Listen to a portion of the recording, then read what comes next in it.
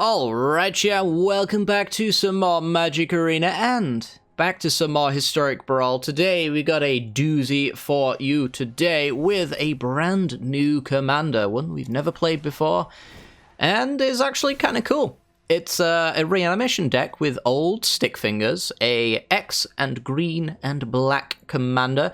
X is whatever you want it to be, and whenever you cast this spell, you reveal top cards from your library until you reveal X creature cards, and then put all creature cards revealed this way into your graveyard, then put the rest on the bottom of your library in a random order. And old Stickfingers' power and toughness are equal to the number of creature cards in your graveyard. So the way that we're going to be using this one, as we mentioned, is a reanimation strategy, but we're going to guarantee that Stickfingers hits us some good old-fashioned powerful cards. And the cards we're going to be trying to hit are Ulamog the Ceaseless Hunger, Vorinclex, Villis, Hornet Queen, Sheoldred, and Massacre Worm, and I think that's it. 6 different cards in our deck that Stickfingers hits, which means when we do Stickfingers on turn 4, that's usually when we want to try and do it, we're going to hit 2 of these 6 cards, and we're pretty much guaranteeing we're going to hit some kind of value. You know, Ulamog is a 10 mana 10/10 with Indestructible. We don't get the cast trigger on this one, but when it attacks, you get to exile the top 20 cards of your opponent's library. The Indestructible 10/10 part is actually kind of like the big draw for this particular card, so it's very useful in that manner.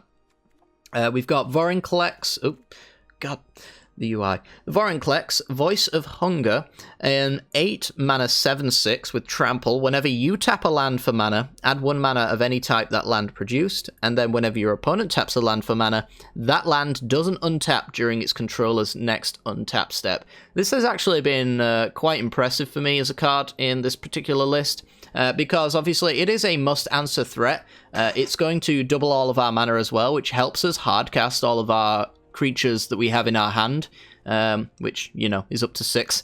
But we do have some, you know, pretty big spells here. So getting efficiency on our mana is powerful enough as it is, but a 7/6 with Trample in the early game, it's usually coming down on turn 5, is a thing that our opponent has to kill. And when they try to kill it, it's going to tap down their lands and keep them tapped, which means if we've drawn a second reanimation spell, we can just bring Vorinclex right on back, and it's going to repeat the same process over and over again, taxing our opponent's mana until they don't really get to play the game very often.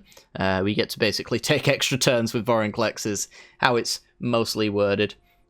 We got Villis, Broker of Blood. Not managed to actually get this one out in play at the moment, but it seems like it should be a pretty good card. It's 5 and 3 black for an 8/8 with flying. You can pay 1 black and pay 2 life to give target creature -1/-1 until the end of the turn, but that's not why we actually use it. It says whenever we lose life, we draw that many cards, so if we use the black to pay 2 life, we're going to draw 2 cards for 1 black mana. That should hopefully allow us to find lots of reanimation targets, lots of removal, and anything else we may need for a particular given situation. So I think if Villis gets to untap, you're going to win the game. It's kind of like Grizzlebrand in that way. We got Hornet Queen, which helps us stall the board and lock it up.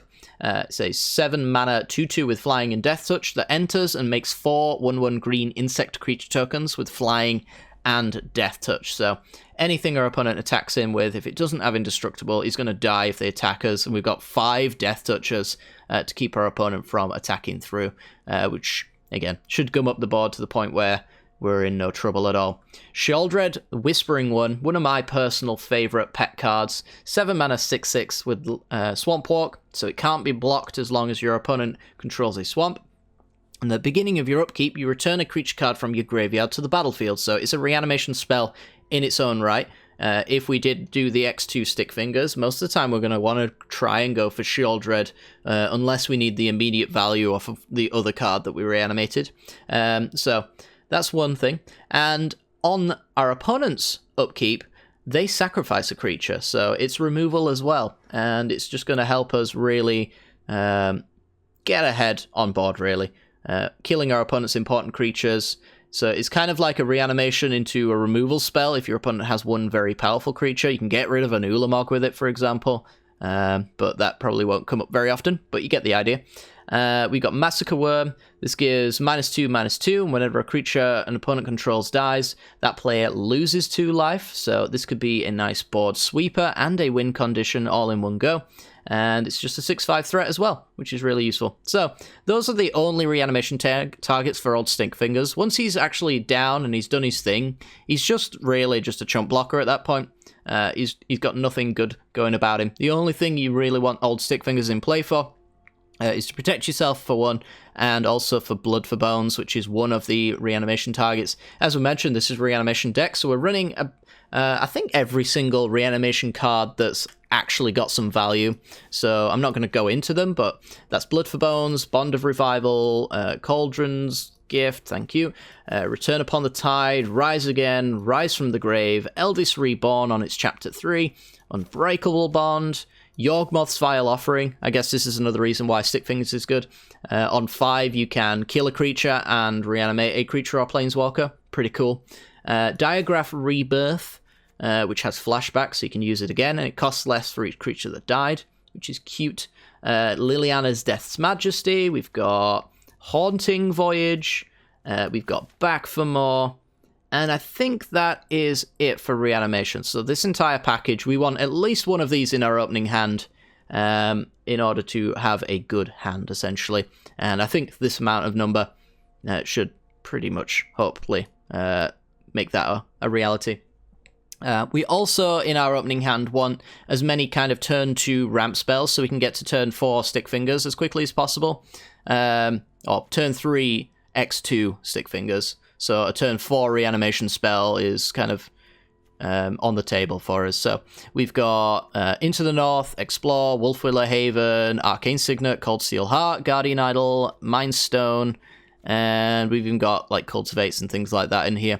All of those are going to help us get down our early game reanimation target, because the later the game goes on, the worse a single powerful threat becomes, essentially. So we want to kind of force our opponent to be on the back foot as early as possible. So that's kind of the strategy of that one. We can try and keep our creatures in play as well with Wild Shape, Veil of Summer, Snakeskin Veil, Blossoming Defense, and Malakia Rebirth.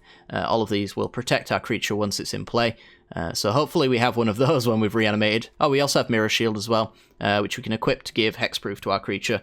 If we basically equip Ulamog with Hexproof, I think the game's going to be just about over, if we can keep alive. The rest of the deck is removal. You all know what removal does, so I'm not going to go into that. Hopefully you guys enjoyed today's video, though. This deck is pretty good. I've noticed it's be a little hit or miss at times, but the one thing you need to keep in mind when you do play this deck is to do your best to have a hand that has a 2-mana ramp spell or a Cultivate, and then it also has a reanimation spell in it. If you've got those 2 things in your hand, then you can pretty consistently get out a sizable threat pretty early on. Also, of course, keep some lands in your hand as well. The rest of the deck is removal, so you will have no problem finding that kind of stuff to stay alive. So, yeah, hopefully you guys enjoyed today's video. If you do, make sure to hit the like button and subscribe. And without further ado, let's continue. This video is brought to you by the generous support of our wonderful patrons and channel members that you see here. If you'd like to support the channel and get access to cool content like sneak peeks, bonus videos, polls on future content, or access to a personal deck critique from myself every month, then hit the join button down below, or check out the Patreon link in the description.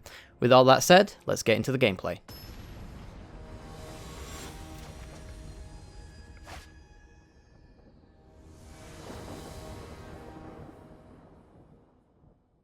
Ooh, it's a Reanimator off.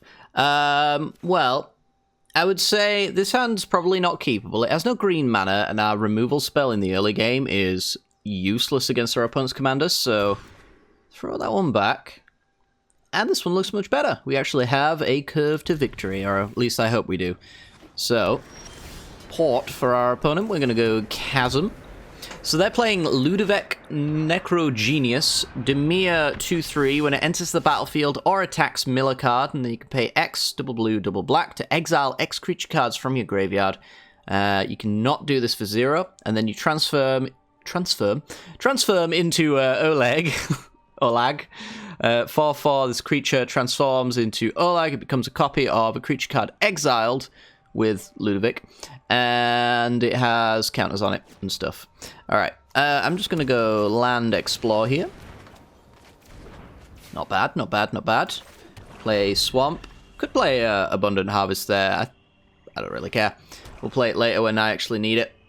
This is a Covetous Castaway. So the one upside of our opponent's deck is that they get to actually play other creatures in their deck, which can be a good and bad thing, I guess. It's a bad thing for us because when I X2 here, I really want to hit something that will win me the game. And an Ulamog seems kind of fitting with a hasty Bond of Revival. So, yeah, pretty good. So Ludovic has to... Oh, you can exile from the ability, yeah. So they have to wait until turn 5 to turn Ludovic into something interesting. I'm just going to block here. I don't really need Stickfingers to live, but at the same time, an extra point of damage. It's not that interesting. So our opponent here is seemingly holding up in counter magic. They do have this Siphon in sight, which might be why they're deciding not to do anything. But I think what I'm going to do is I'm going to start with Hasty Ulamog. See if it resolves. It resolved. And then it was tapped forever. Okay. Rude, but okay. Fair. Less than ideal. Put on Brainstorms. It can be untapped for 8 mana.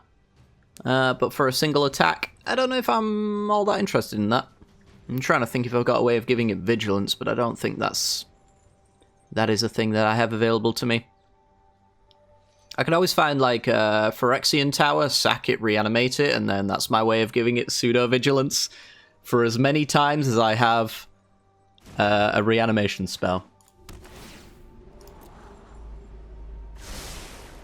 Oh, wow, they fixed the Scry bug. Cool. It was only, like, a couple of weeks for that happening. We don't really care about Platinum Angel. The major part of our deck is basically just removal anyway.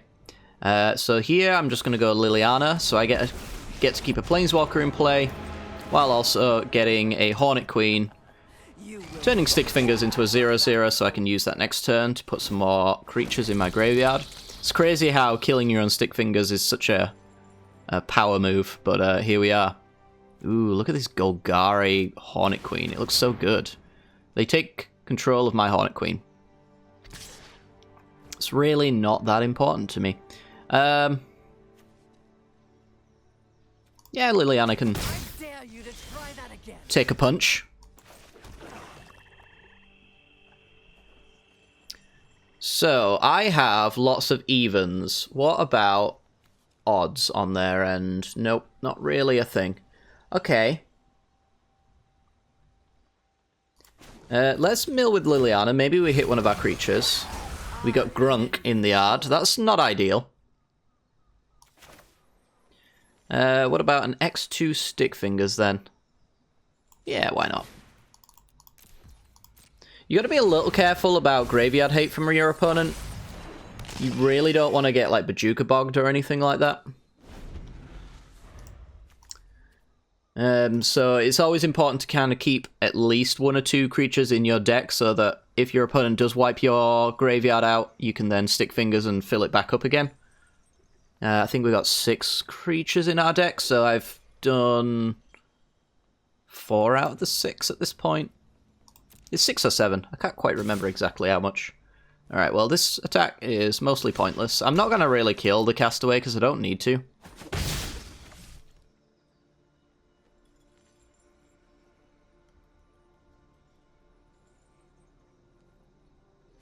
And our opponent's going to go Bone Shards, kill the Castaway. Alright, fair enough.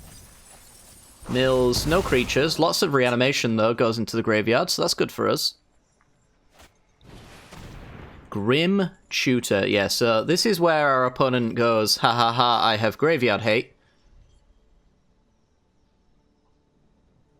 which could be quite sad.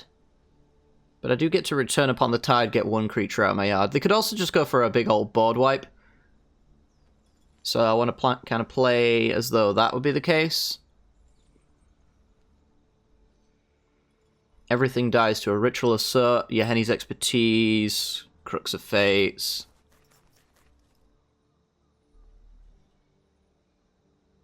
I'm trying to think what else they would get if it isn't a board wipe or graveyard hate. A reanimation target they can discard. A Blood for Bones, which would maybe get Platinum Angel or the Haunt. Yeah, I think it's just too important to leave my graveyard in a terrible state. So we're going to go with Vorinclex. If they do have a board wipe, then they basically tap themselves out for an entire turn. And then... why is Power Word Kill highlighted? Oh, because Vorinclex, of course. Alright. Let's get in with, I think, just the insect tokens. I think that's totally fine.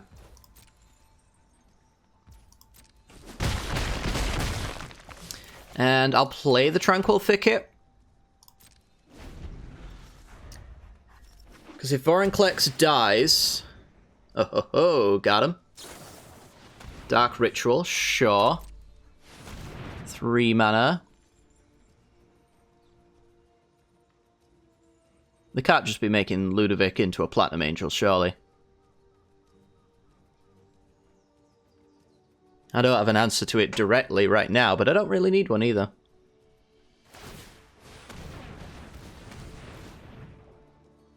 Look at that beautiful work that Vorinclex is doing.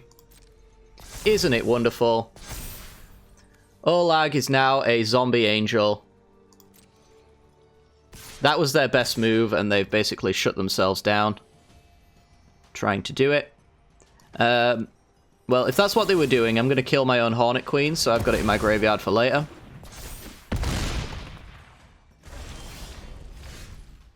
And then contempt your Olag. Alright, so they're completely tapped out for the turn. I can play Villis as well, I think. Yep. Okay, alright, my deck is better than theirs, apparently, so that's cool. They get access to counter magic and some of the better digital-only removal. I think Ethereal Grasp is kind of stupidly good in this format, so if you're a blue deck and you're not running this, what are you doing? But, yeah, kind of got there. I'm kind of concerned with our opponent for not getting a board wipe or something like that, because that Platinum Angel clearly wasn't going to work on us. We're a black deck that has a lot of removal. We got nothing better to do than remove things after we've reanimated, you know? So, yeah, a bit of a strange one for them to go with Platinum Angel thinking it would work, and... yeah, I don't really know. I don't really know. Either way, on to the next one.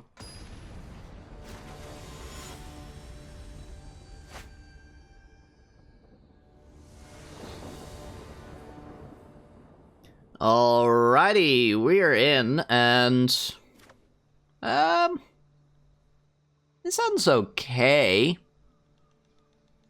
It's got all my mana. It's got a Phyrexian Tower, so I can kind of save my creatures from exile removal. It is sacrifice, though, so, like, our opponent's commander works with it. I'm gonna keep it. I don't love it. It really needs, like, one of our turn 2 ramp spells. Or I'll even take Cultivate. Hey, look at that. Beautiful. Alright, Tigrid, God of Fright, is our opponent's commander. It is both a creature and an artifact, but not simultaneously. 5 mana 4/5 with Menace. Whenever an opponent sacrifices a non-token permanent or discards a permanent card, you may put that card from your graveyard onto the battlefield under your control. So that kind of hard counters some of our deck. Tigrid's Lantern, 4 mana legendary artifact. You can tap it to make player lose 3 life unless they sack a non-land permanent or discard a card. That will help us. You can pay 4 to untap it to do it all over again. So, yeah. Some of their deck is very helpful. Other halves of it, not so much. But it is a mono-black deck, so it's going to be jam-packed full of removal, most likely. Which could definitely help them keep stuff in play. Drill Bit. Okay. I would get rid of the Bond of Revival unless I was trying to turbo slam a creature that's very good, in which case I would go after, yeah, Extinction Event makes sense. Alright, so now I'm going to X2 the Stickfingers so that we have 2 targets for this Bond of Revival. Those are pretty good targets. Do I want to fire it off immediately, though? Oh. That's, not ideal. That is certainly not ideal. So this is Ward, discard a card, and it's basically Scavenging Ooze on attacks.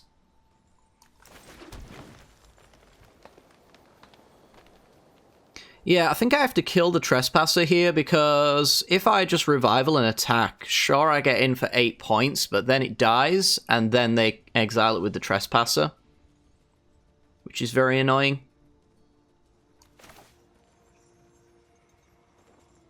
I'm trying to think if I ever set up Haunted Voyage to actually be good on the Foretell, so I'm just making it more expensive by foretelling it. It certainly isn't good right now, so... yeah, I think I'm just going to Astrophy the Trespasser. Discarding... ugh. Goodbye, Tower. I really do want to keep you around so that you can prevent my creatures from being exiled, but when I actually reanimate my Villis, my Stickfingers is going to become a 0/0, so then I can use it to actually fill the graveyard again, so it's not going to be too much of a big deal if Villis ends up getting exiled, because I'll just fill it up with some other stuff. We did get rid of an Ulamog, though, which is, I think, our best target most of the time. 9 times out of 10, it's going to be what we want. Okay, they kill Stickfingers. To the command zone with ye. Putrefy. So, Elspeth's Nightmare, annoyingly, comes with Graveyard Hate attached. Very annoyingly. And they've got 2 mana here. Power Word Kill's not going to kill it, but Heartless Act, anything like that, it's going to be pretty effective. Infernal Grasp, sure. So I need a land, otherwise I'm going to lose my Villis.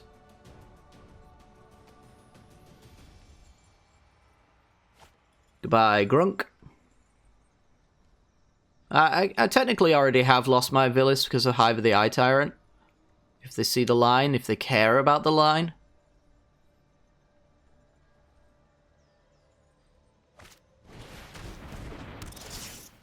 Burglar Rat. Alright, goodbye, Putrefy. Yeah, I mean, discard and Graveyard Hate Tribals certainly going to help against our deck. I'm bored already. Yeah. So, pretty easy win for them.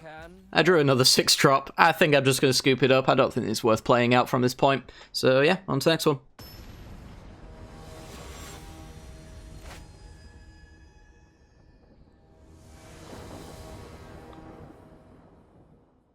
Oh my, it's a fun matchup. This hand is mostly okay. It's got a reanimation spell in it. It's got some removal. If we draw one of our big threats, then Bone Shards gets a little bit better in that way. We're going to keep this one, though. The only thing it's lacking is the early game ramp spell to get us to an early Stickfingers. We almost always want to just Stickfingers on turn 4, so we can X2 it and get, you know, 2 different options, because not all the time are you going to hit a perfect answer for any particular moment. Ajani's welcome. Alright. Now we drew a target for our Bone Shards, so that's quite good. Quite good. Kind of past the point of our 2-mana ramp spells helping us accelerate our turn. Our opponent, by the way, is playing Aura, Skyclaved, Hierophant, 4-mana 3/3 with lifelink. Whenever Aura or another cleric you control dies, return target cleric card with lesser mana value from your graveyard to the battlefield. So I'm going to assume that it's almost certainly Cleric Tribal here. It's hard to say what else it really could be. Excuse me. So next turn we're going to Stickfingers X2. Turn after that, Liliana minus reanimate the best of the 2 creatures that we found. And then after that, we've got Liliana Dreadhorde General into Hornet Queen if we get triple green by then anyway, which it's looking like we're not going to be able to. But we could also bone shards and discard the Hornet Queen, which helps out just a fair bit. I imagine this is a matchup where Hornet Queen's going to be pretty okay. It is like a creature-based matchup with removal attached to it, of course, but we'll see. Black and white, Orzhov does have a lot of exile-based removal, so we can't really... Ooh, Mirror Shield.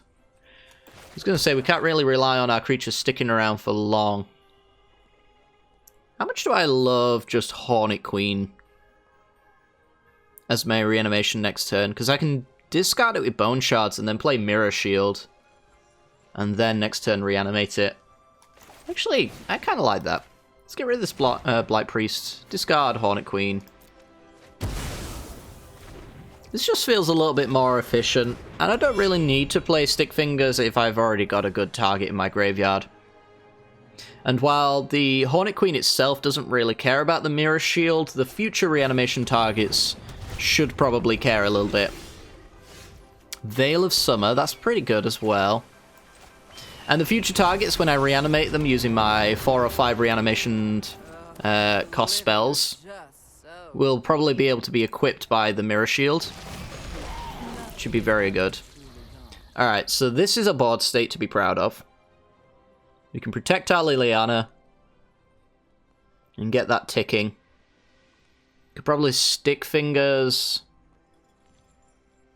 I'm just trying to think if I want to X2 or X3 it, because I really don't want to play into Graveyard Hate. That's one good way to lose the game. So you want to always kind of leave Stickfingers with another cast trigger to get creatures into the graveyard. The absolute dream, though, is just draw a land into Liliana Dreadhorde, I think.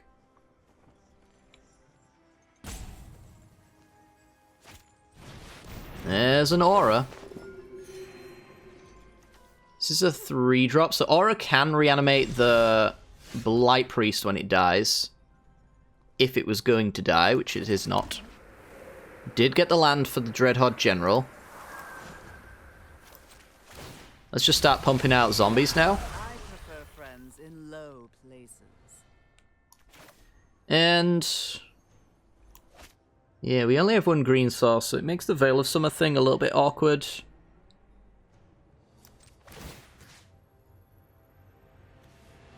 I think I'm just gonna suit you up as a 1/3 so that Tabarax can't really attack through you. Keep the Veil of Summer in case our opponent has some sort of discard spell, which is not an unlikely occurrence, I wouldn't say. We'll attack like that. Keep 2 Death Touches back. I don't want to have to just throw away my Veil of Summer. I want to get some really good value out of it, so a discard spell is pretty good value out of it. A post-reanimation protection is pretty good. Protecting a 1/1 Death Toucher, it doesn't really sparkle with me all that much. If we drew land, though, and we got Liliana Dreadhorde General into the minus and they had a kill spell, then that's also a good Veil of Summer option for me. There's Daxos. Another Ajani's Welcome kind of effect. I'm just going to pass, and got Malakir Rebirth. Alright, so if I mill here with Liliana, that sets her up for reanimation next turn, find Finality, and I'm going to X3 my Stickfingers, leaving the green mana up.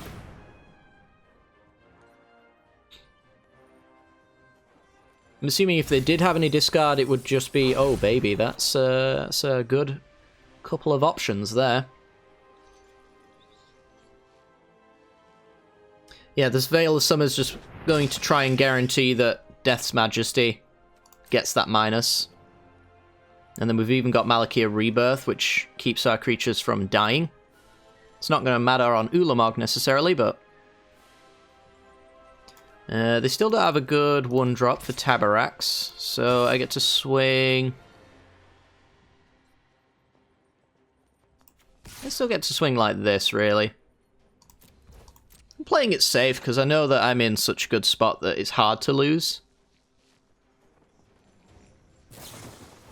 Eliminate Stickfingers, couldn't care less.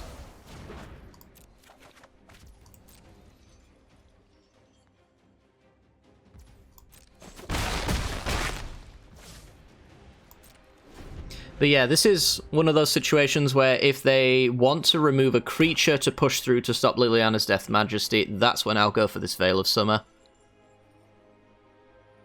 Fizzle there, removal spell, I draw a card. Etchings. Creatures you control of the chosen type get +1/+1. Target creature, yeah, that's fine. They named Cleric with that. You're a demigod, so... It's only these two that are getting a buff, and Tabarax could get buffed all he wants. He's not pushing through these Death Touches. And this is mana value, not power and toughness, that matters here. So I would honestly say that they're forced to attack Liliana and do what they can. We are just going to trade a Death Toucher for that. More bodies on board seems like it might matter a little bit more. I don't think they've got a way of giving like trample or anything.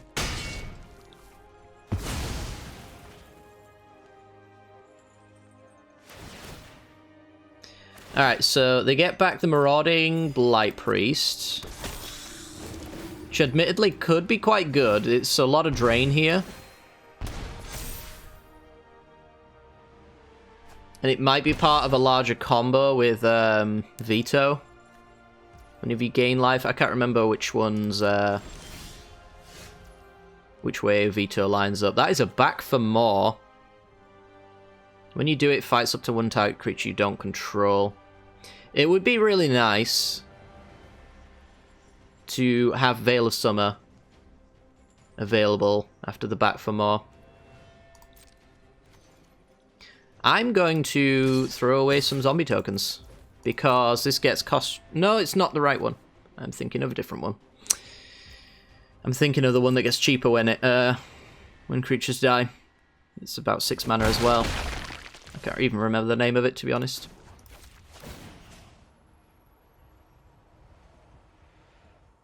What about just like Shieldred? That eventually gets me back every creature in my graveyard. Makes them start sacking their own, which gives them Tabarax value, I guess, but... Yeah. I think we can get Shieldred to survive a turn cycle. With a hand that looks like this. This is instant speed as well, so we can end step a reanimation. If we're not protecting our Shieldred. Which has Swamp Walk, so it's unblockable as well. There's a lot going right for us here. If they ever set up a combo where Blight Priest looks bad, well, now we can't really do much about it, but... If we drew a removal there, it might have worked. So fizzle that, make you sack. Probably going to lose the Daxos.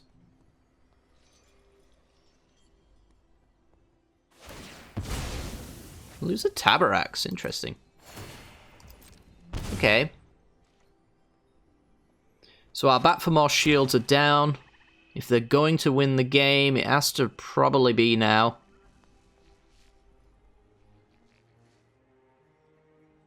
If it's just play Aura, though, this game is, I think, very much our game to win.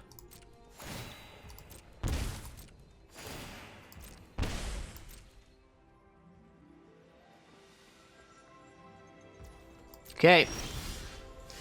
Let's start with Ulamog. Crux of Fate. So now we got back for more. Plus Malakia Rebirth. Let me tick up Liliana just in case we get a different target. Oh, look what I found. We could also go Liliana minus. Draw 2. Yeah, I mean, that's a pretty good sweep. They get aura triggers. From battle to the grave. But that doesn't feel like it really matters. Keeping the Blight Priest, you know that that is an important part of their combo when that happens. I've already used our bone shards or whatever it was called.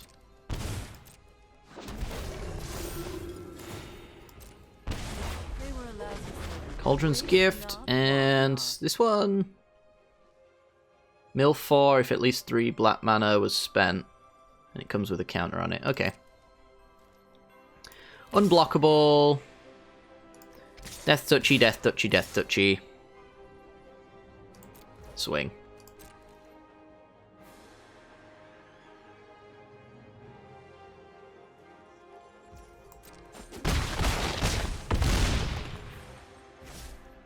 I could certainly still see us losing this game, though.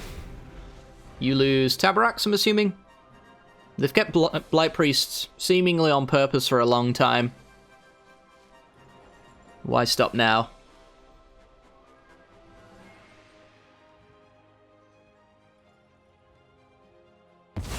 And then we're going to get back Massacre Worm for free next turn. Fill up with old Stickfingers so that we enable all of our reanimation spells. Any removal that's not exile-based gets protected by Malakia Rebirth. And we're pumping out two 2/2s a turn as well. If any of our creatures die, we draw cards. It's all going quite well for us. But yeah, I can't remember the order on like Veto and the Sanguine Bond. Sanguine Blood? One of those combo. There is a combo in the deck that says whenever you gain life, each opponent loses 1 life, and then another card that says whenever an opponent loses 1 life, you gain 1 life. So they can do the combo like that. I'm trying to think which end Veto goes on as to whether or not Veto plus Marauding Blight Priest is a combo. I'm thinking maybe less so, but yeah, it was definitely kind of the line they were going for was a lot of drain triggers, and couldn't quite get there. We were going to be exiling 20 cards a turn after that, which in 100-card singleton terms isn't all that impressive, but if we did actually hit part of their combo, then that would probably just win us the game as well. And let's not beat around the bush. We're attacking with a lot of damage here, and we even get to play Massacre Worm, so if they block, they actually lose 2 more life there as well. So, yeah, pretty good. And on to the next one.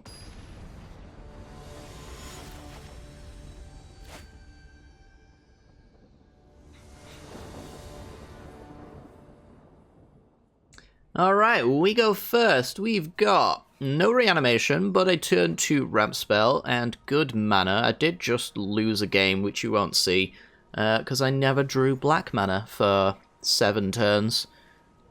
So, yeah, I'm going to keep this one, because it feels like RNGesus is handing me an olive branch.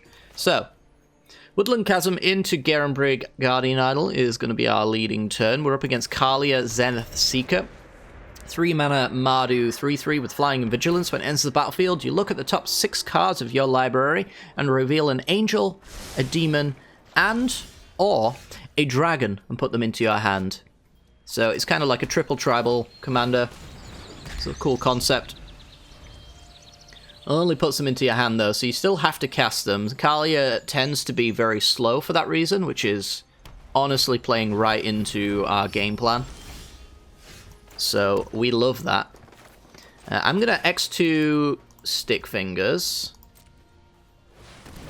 It's not going to do as many favors just yet, but what it will do is set up future reanimation spells, which is totally fine. Blood for Bones is the only one we can cast next turn, so we really just want to land here. Haunted Ridge.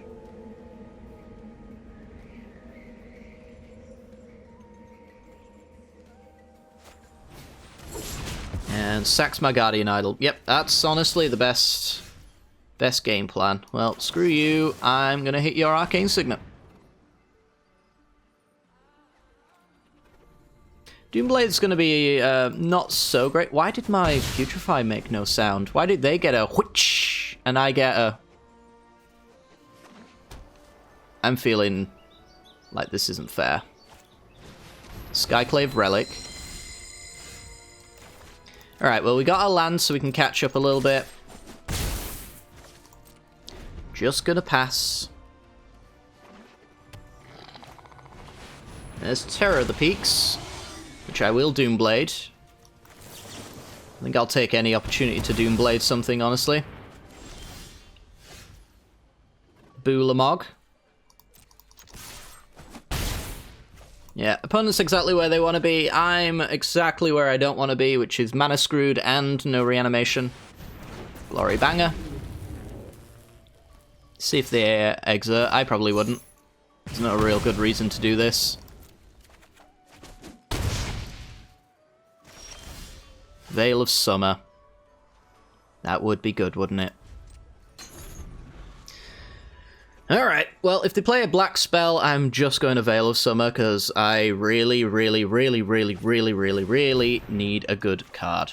We will wait until the end step, though, because there's a chance that they Thought Seize me or something like that. They completely whiffed. Alright, there is a magic god. Redraw.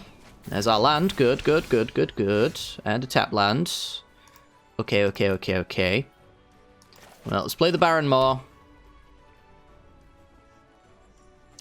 I can't kick Bloodchief's Thirst, but I can Extinction Event on Odd. So we take that. Got the double black, double green.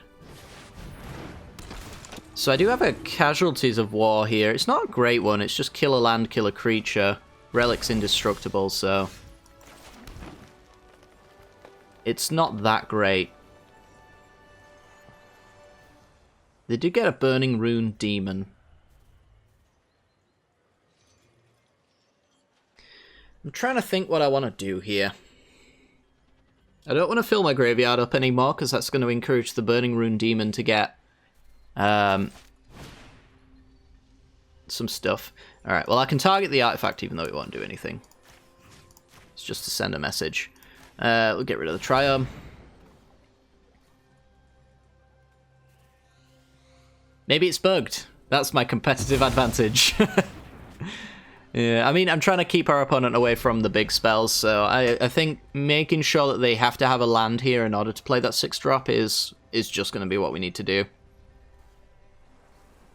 Buy ourselves some time to find some reanimation. This hand makes me want to just keep drawing lands as well. I guess I am on hardcast Ulamog at this point. As a Cauldron's Gift. Alright, so I could do Cauldron's Gift, Sheoldred, that kills Baneslayer Angel. I think that's worth doing. Vorinclex is very good, but it also just kind of dies. At least Sheoldred is a sacrifice trigger. Yeah, they still lose Baneslayer. They lose most of their turn, I would imagine, here. Tapland Scry. A Woodland Cemetery, so we can hardcast Massacre Worm now. Sure. It's never in a million years hitting any 2/2s, so... it's just a 6/5 to me that can put pressure on our opponent. Which does hold value. So, Burning Rune Demon, they get to choose 2 cards. One goes into their graveyard, the other one goes into their hand. So they need to pick 2 good cards here that make this decision very difficult for me. Graveyard Hate immediately goes into the graveyard. Although I do have the Ulamog and the Villis, and I can just recast with Stickfingers. I do have some very good... Vorinclex and Sheoldred, they're kind of okay. It's hard to say. They are some of my best cards, though. So I would rather they not be removed, but if our opponent has Graveyard Hate and Game-Winning Threat, then I have to put the Game-Winning Threat in the yard. They might even have Rights, plus any kind of reanimation target themselves. So they could go for like 2 reanimation spells. Fiery Emancipation seems like the card I want to put into their graveyard. They can just have the indestructible thing that doesn't stop them from losing creatures to Sheoldred. Wolfwillow Haven. Slap a dat on there and kill Burning Rune Demon. It is other creatures. Have Indestructible. But I'm going to draw a reanimation spell here, and then I'm going to reanimate Sheoldred. That's what's going to happen. How much mana do I have now? This takes 4 in a tap, so this is 6. So 1, 2, 3, 4, 6, 7, 8, 9. Not bad. Not bad. Well, we've got Vraska's Contempt. I can play Villis, but I can't activate it. So I'm going to get rid of Saphara. Attack you for 6. Massacre Worm's just going to get the work in. It's doing exactly what I said it would do. Which is just pressuring our opponent's life total. They need to answer this Massacre Worm. They haven't done it. Please take the time to do so. If they play a single blocker and I draw a removal spell, I win the game. That's multiple blockers.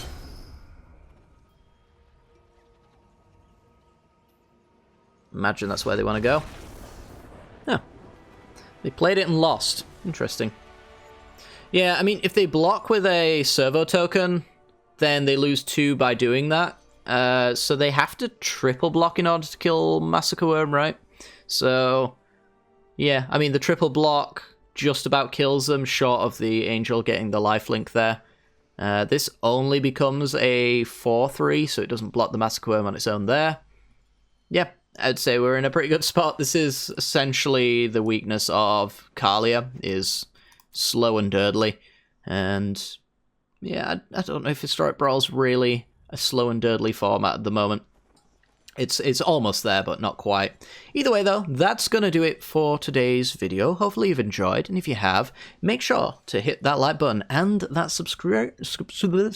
the subscription button. Both of those things are free, and I hear fill you with great joy. So be sure to do that, and if you hit the subscribe button, then you get an extra double whammy of value, because you can hit the bell icon, and that definitely brings joy and euphoria to all involved with the pressing of that button. So go ahead and do that, and otherwise I hope you have a great rest of your day. Take care.